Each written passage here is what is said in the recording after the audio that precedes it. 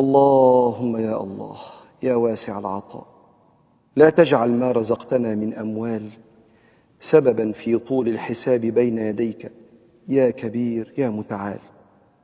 اللهم واجعل إنفاقنا سخاء بلا إسراف ولا تبذير يا ملك يا قدير، واكفنا بحلالك عن حرامك.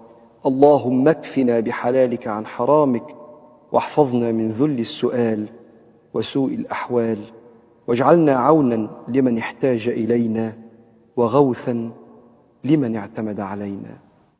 اللهم اجعل أحب أوقاتنا وغاية شوقنا عند الوقوف بين يديك. اللهم واجعل صلاتنا بابا لتفريج همومنا وقضاء حوائجنا. اللهم اجعلنا من المقبلين عليك في الصلاة أسوة بنبيك الذي جعلت قرة عينه في الصلاة. اللهم واجعل خير أعمالنا الصلاة التي ترضيك عنا، ومدنا بعون منك ومن أنفسنا وممن حولنا على أدائها.